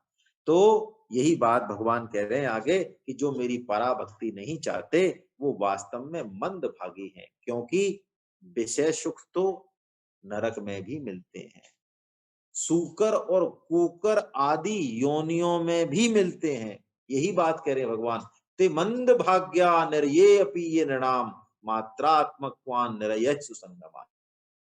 है ना? हे ग्रहेश्वरी, हे प्राणप्रिय, तुमने अब तक निरंतर मेरी सेवा की है ना? माननी, अपने घर में तुम्हारे समान प्रेम करने वाली भार्या मुझे और कोई दिखाई नहीं देती। अब देखिए, अब भगवान ने जो बातें कही, रुक्मणी जी के हृदय का पूरा मैल साफ कर रहे हैं भगवान, है ना? कैसे चतुर हैं ठाकुर जी हमारे, है ना? कैसे चतुर हैं, वाक्पटु देखो इनकी। क्या कह रहे हैं कि तुम्हारे समान प्रेम करने वाली भार्या इस घर में दूसरी कोई नहीं है। क्यों नहीं है? बता रहे हैं, क्योंकि जिस समय तुमने मुझे देखा भी नहीं था, केवल मेरी प्रशंसा सुनी थी, उस समय भी तुमने समस्त राजाओं की उपेक्षा करके और मेरे पास गुप्त संदेश भेज दिया था, है ना? तुम्हारे भाई रुक्मी को भी बलराम जी ने मार डाला था, उसके बाद भी तुमने कभी भी उस बात का मेरे से जिक्र भी नहीं किया, वो दुख सह लिया, है ना? देखो, भगवान गीता में भी यही बात कहते हैं कि जो साधक भक्त हैं वो मुझे अति प्रिय है, सिद्धों से भी अति प्रिय है। ये तो धर्म्यामृतम विदम यथोक्तम पर्योपासते, है ना? ऐसा भगवान 12.20 में कहते हैं। यही बात रुक्मणी जी से भी कह रहे हैं कि आपने तो मेरे बारे में जाना भी नहीं तत्व से, मेरे को देखा तक नहीं, और फिर भी केवल श्रवण मात्र से मेरे में पूरा श्रद्धा और विश्वास रखते हुए आपने ये प्रतिज्ञा कर ली कि यदि भगवान श्री कृष्ण से मेरा विवाह नहीं होगा तो मैं प्राण त्याग दूंगी। तो देखिए, भगवान इस भाव पर बिक जाते हैं। देखिए, जहां जहां भी क्या कहें, ये बड़ा उच्च कोटि का भाव अब भगवान कह रहे हैं अंत में। अंत बस रुक्मणी, अभी ये इस चैप्टर का अंतिम है। वो कह रहे हैं कि तुम्हारे इस भाव पर जो तुमने संकल्प किया कि तुम एक मेरा ही वर्ण करोगी, तुम्हारा ये प्रेम भाव तुम्हारे ही अंदर रहे, हम इसका बदला नहीं चुका सकते। देखो, ये बहुत सी कथाएं हैं, बहुत से उदाहरण हैं कि भक्तों के प्रेम के आगे ठाकुर जी विवश हो जाते हैं, विवश हो जाते हैं। अपने आप को बेचकर भी उसका बदला वो चुका नहीं पाते, वो चुकाना भी नहीं चाहते भगवान। हनुमान जी के प्रति देख लें आप, सुन सुत तो ही उरिन में नाही। देखिए क्या, मैं तुम्हारा ऋण चुका ही नहीं सकता हनुमान, प्रति उपकार करो का तोरा। ये प्रभु का वर्ड है, प्रभु के वचन है। तुलसीदास जी ने कैसा वचन लिखा है, ऐसा वचन शायद ही यहां भी नहीं मिलेगा ऐसा वचन। प्रति उपकार करो का तोरा, सन्मुख होई न सकत मन मोरा। ये तो ऐसा भाव लगता है मेरे हृदय में, तो ऐसा ही आ रहा है भैया, आप क्षमा करें, कि जैसे किसी से जेएमएल गुप्ता जी से हमने 10 लाख रुपए कोई उधार ले लिए हो और चुकाया 10 रुपए भी नहीं हो, तो जैसे गुप्ता जी का फोन आया सामने से आए तो हम इधर उधर पतली गली से कहीं निकल जाए। क्या करें? ऐसा ऐसा भगवान कह रहे हैं कि सन्मुख होई न सकत मन मोरा, प्रति उपकार करो का तोरा। और गोपियों से भी यही कहते हैं कि मैं चाहता हूं कि मैं जिंदगी भर तुम्हारा ऋणी ही रहूं। यही बात देखिए यहाँ पे भगवान ने रुक्मणी जी से भी कह दी। वही भाव है बिल्कुल, कि तुम्हारा ये प्रेम भाव तुम्हारे ही पास रहे, मैं इसका बदला नहीं चुका सकता। इस सर्वोच्च प्रेम का तो मैं केवल अभिनंदन कर सकता हूं। बस भगवान गदगद हो गए हैं। यहीं पे ये पूरा होता है। फिर सुखदेव जी कहते हैं कि भगवान कृष्ण जगदीश्वर हैं, आत्मा राम हैं, वो मनुष्यों की सी लीला कर रहे हैं, दाम्पत्य प्रेम को बढ़ाने वाले वार्तालाप कर रहे हैं, हंसी मजाक कर रहे हैं और रुक्मणी जी के साथ विहार कर रहे हैं। भगवान श्री कृष्ण की लीलाएं हम समस्त जगत को शिक्षा देने वाली हैं और भगवान समस्त रानियों के महल में इसी तरह से जो है रह रहे हैं, हमें शिक्षण दे रहे हैं। कितना समय हो गया? अब यदि आगे कुछ समय हो तो लें आगे का, नहीं तो फिर कल लें। समय तो हो गया भाई, 11:15 हो गया है। लें क्या बताओ? ऐसा है वैसे कर लो, रहने दो।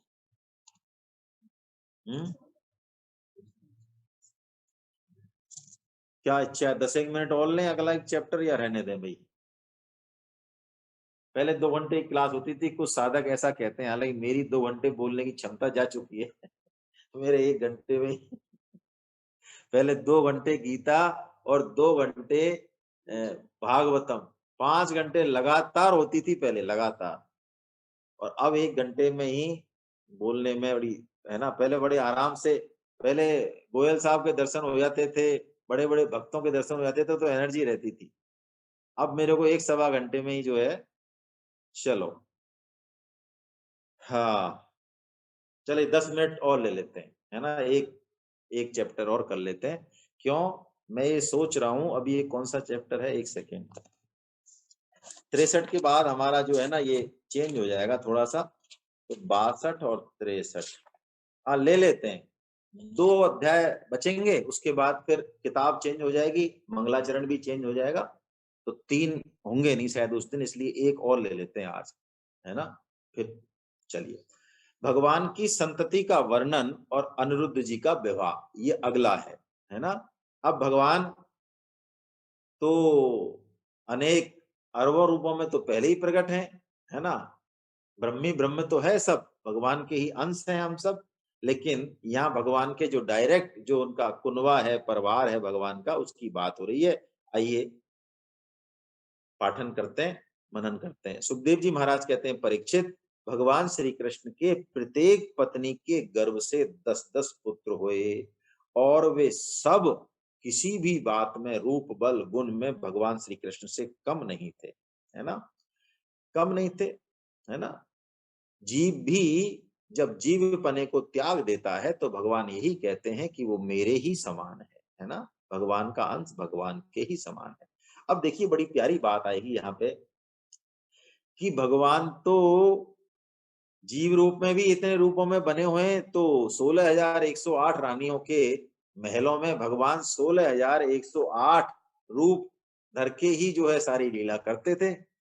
तो हर एक रानी को ये गलतफहमी हो गई, है ना, कि भगवान श्री कृष्ण सबसे ज्यादा प्रेम उन्हीं, ये तो चलो बढ़िया है, ऐसा हो जाए कि मुझे प्रेम करते हैं, ये तो बहुत अच्छी बात है। लेकिन इस प्रेम का जो आधार है ना, वो भगवान की कृपा नहीं होता। मैं आपको जो चरणों में निवेदन करना चाह रहा हूं, इसका आधार अपने गुण, अपनी साधना होता है। हमारे अंदर भी थोड़ा बहुत हम साधन करने लगे हैं, थोड़ा बहुत हम साधन करने लगे और भगवान की कोई कृपा हम अनुभव करें तो हम सोचें देखो वास्तव में अब हम कितनी बढ़िया माला करते हैं, गीता भागवत पढ़ते हैं, क्यों नहीं भगवान की कृपा होगी। ऐसे ही इन जो रानियों को भी ये वो श्री कृष्ण तत्व को, तो सुखदेव जी कह रहे हैं श्री कृष्ण तत्व को वो नहीं समझ रही हैं, भगवान श्री कृष्ण की महिमा वो नहीं समझ रही हैं, और उनको ये अहम हो गया कि अरे मेरे पास तो भगवान 24 घंटे बने रहते हैं, बताओ, है ना, ऐसा वो कह रही है। तो भगवान की बहुत सेवा वो करती, भगवान तो आत्मानंद में एक रस हैं, उनकी सब सेवा को स्वीकार करते हुए भी उनका रूप, सौंदर्य, उनके हाव भाव, उनकी चेष्टाएं भगवान के इंद्रियों में चंचलता पैदा नहीं कर सकती। देखिए माया को भी मोहित करने वाले मायापति हैं वो, है ना, तो माया उनका क्या बिगाड़े। तो यही बात सुखदेव जी महाराज कह रहे हैं कि परीक्षित, ब्रह्मा आदि बड़े बड़े देवता भी भगवान के स्वरूप को नहीं जानते पूरी तरह से। उन्हीं रमा रमन भगवान श्री कृष्ण को इन स्त्रियों ने पति रूप में प्राप्त किया।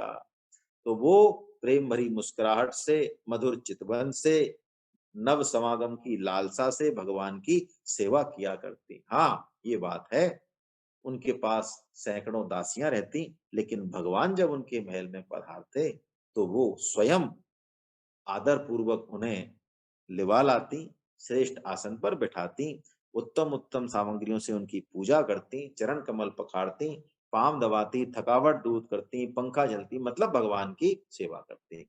अब उनकी संतति का वर्णन कर रहे हैं सुखदेव जी महाराज कि 16,108 रानियों में 8 तो पटरानी थी। कौन कौन सी थी, याद है आप में से किसी को? हमने सबके विवाह देखे, 8 पटरानियों के नाम याद है ना, होने चाहिए। ये भगवान की 8 शक्ति हैं, अंतरंगा शक्ति हैं ये 8। चलिए सुखदेव जी वर्णन कर रहे हैं सबका। वो कहते हैं सबसे पहले रुक्मणी जी, तो रुक्मणी जी के 10 पुत्र हुए और एक कन्या भी हुई है। इनमें प्रद्युम्न जी का चरित्र हमने पढ़ लिया है ना। तो रुक्मणी जी बहुत सुंदर हैं, देखिए इनके पुत्रों के आगे आपको चारु शब्द मिलेगा। आप इनके शब्दों के नाम देखेंगे, मैं सिर्फ एक एक चीज का उल्लेख कर रहा हूं बस ध्यान दिलाने के लिए। चारु शब्द का मिलेगा क्योंकि चारु का मतलब भगवान की सुंदरता से है, चारु, है ना।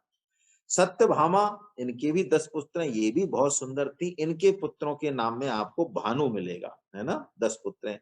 जामवती के भी पुत्र हैं 10, इनमें सांब, है ना, सबसे बलशाली हैं। और सत्या नागनिजीते की भी 10 पुत्र हैं, कालिंदी जी के भी 10 पुत्र हैं, लक्ष्मणा जी के भी 10 पुत्र हैं, मित्रवृंदा के भी 10 पुत्र हैं, और भद्रा के भी 10 पुत्र हैं। ये 8 पटरानी हो गई। और 16,100 जो रानियां हैं उनमें रोहिणी जी प्रमुख हैं, है ना, उनके भी 10 पुत्रों का वर्णन है। तो प्रद्युम्न जो हैं, जो रुक्मणी जी के पुत्र हैं, इनका एक विवाह तो, है ना, इनसे हो गया, रुक्मी की पुत्री रुक्मीवती से, है ना। तो राजा परीक्षित जी ने ये सुनकर ये पूछा कि भगवान रुक्मी तो भगवान श्री कृष्ण का शत्रु था, फिर अपनी पुत्री उसने प्रद्युम्न जी को क्यों ब्याह दी, ये जरा हमको बताओ। तो सुखदेव जी उसका जवाब देते हैं कि प्रद्युम्न जी बहुत सुंदर थे, तो रुक्मीवती का जब स्वयंवर हुआ तो उनकी सुंदरता पर रीझ कर रुक्मीवती जी ने स्वयं ही प्रद्युम्न जी को माला पहना दी, और फिर युद्ध हुआ। तो वो प्रद्युम्न जी सबको जो है ठोक बजाकर और उनको ले आए, है ना। तो प्रद्युम्न को अपनी बेटी उन्होंने ब्याह दी। और रुक्मणी जी की एक कन्या भी थी, है ना, चारुमती, उसका विवाह कृतवर्मा का जो पुत्र था वली उसके साथ हुआ। अब देखिए रुक्मी ने अपनी पुत्री तो भाई प्रद्युम्न से, और जो उसकी पोती थी रोचना, उसका विवाह भी अनिरुद्ध से किया। प्रद्युम्न के पुत्र अनिरुद्ध, ये पोते हैं, अनिरुद्ध जी भगवान श्री कृष्ण के पोते हैं। अनिरुद्ध का नाम याद आए अनिरुद्ध जी का, तो हमें तो नामनिष्ठ महाराज परम श्रद्धेय अनिरुद्ध दास जी अधिकारी जी, जिनके चरणों में कोटि कोटि प्रणाम है, उनका स्मरण कर लेना चाहिए, जो आज छिड़की ढानी में विराजमान है, 6 लाख नाम जप प्रतिदिन करते हैं। उनके दर्शन स्पर्शन अवश्यमेव कर लेने चाहिए, है ना। तो वो स्वयं को भगवान श्री कृष्ण का पोता ही मानते हैं, कहते हैं, मानते क्या है ही वो तो पोता। उनकी उम्र शायद करीब 88 या 90 साल हो गई है ना। तो अनिरुद्ध जी का आ गया। अब एक दिन क्या हुआ, रुक्मी का वध की बात यहाँ बता रहे हैं कि जब ये विवाह, इसमें पोती के विवाह में जब गए, अनिरुद्ध के विवाह में, तो अनिरुद्ध के विवाह को शास्त्रज्ञ लोग धर्म विवाह नहीं मानते, है ना, धर्म और सदाचार के विरुद्ध है, इसलिए इसमें रुक्मी की हत्या हो जाती है। कैसे हो जाती है, मैं आपको बिल्कुल शॉर्ट में बता रहा हूं बस, है ना, कि चौसर का खेल होता है जुए का, और जुआ 4 जो महान दोष हैं उनमें से एक है।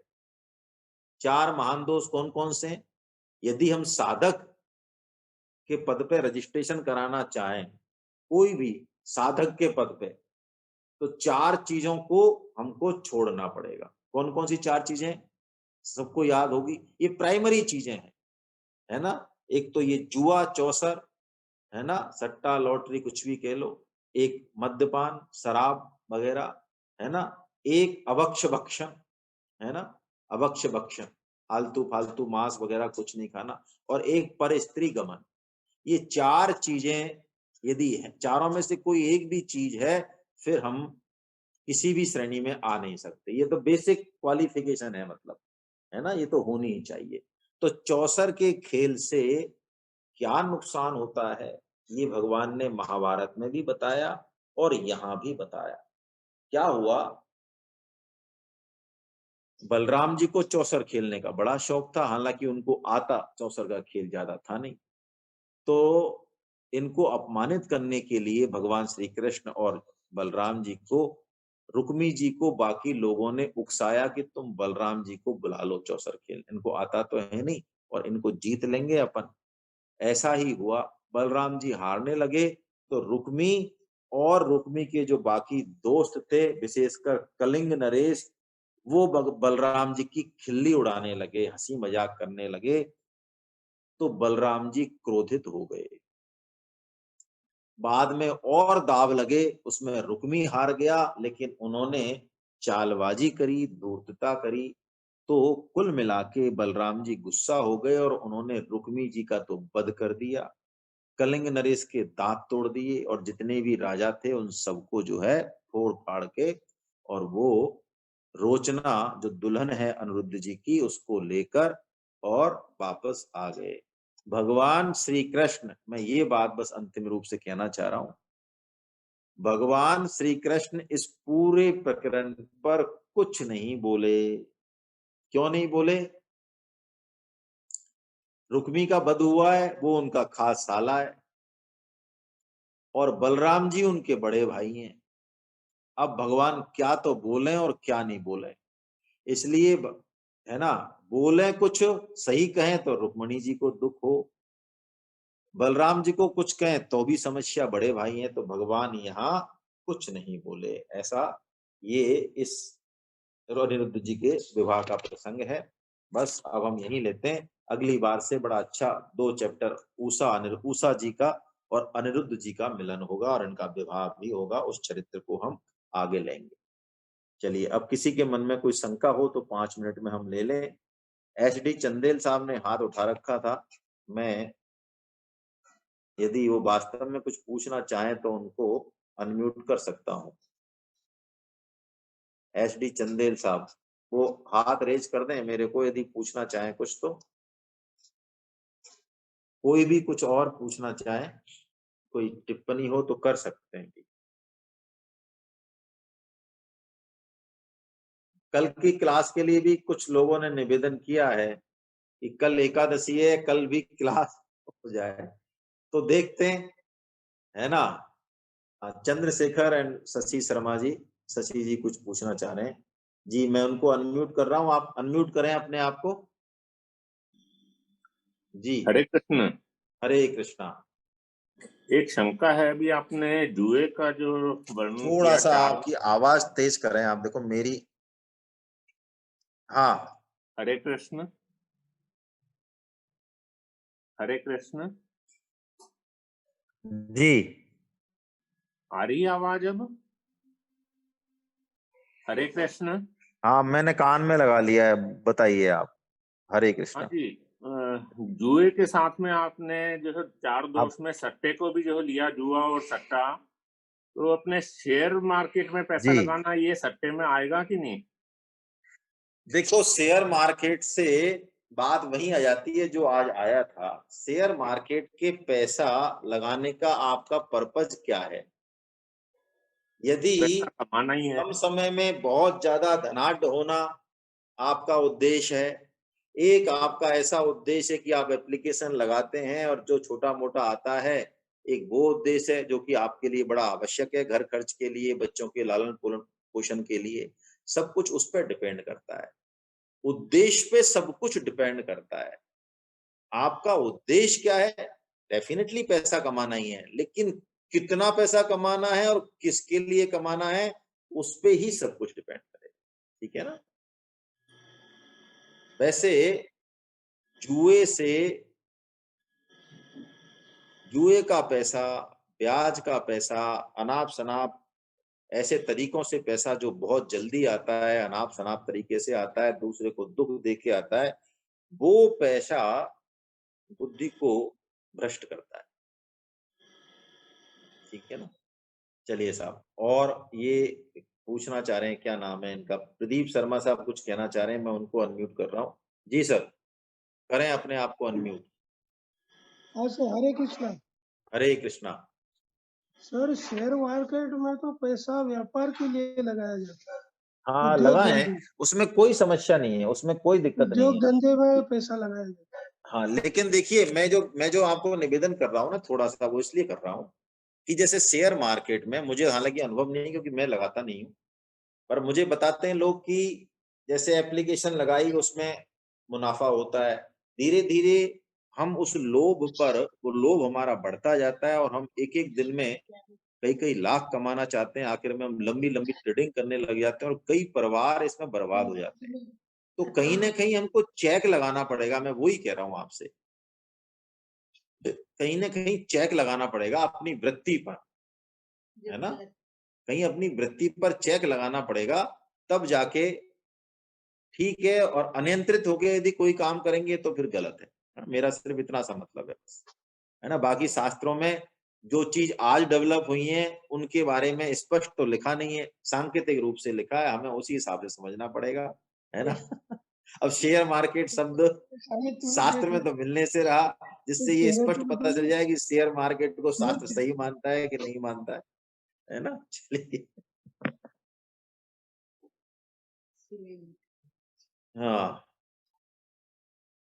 गोविंद जय जय गोपाल जय जय,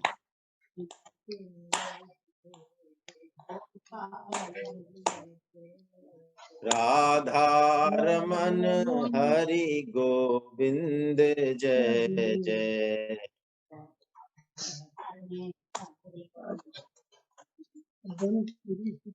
गोविंद जय जय गोपाल जय जय,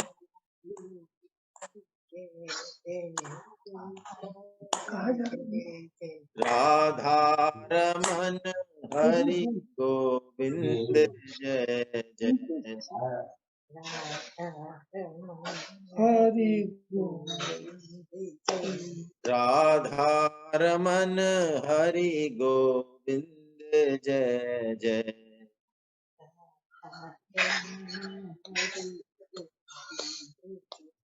नाम संकीर्तनम यस्य सर्व पाप प्रणाशनम, प्रणामो दुःख समनस्तं नमामि हरिं परम,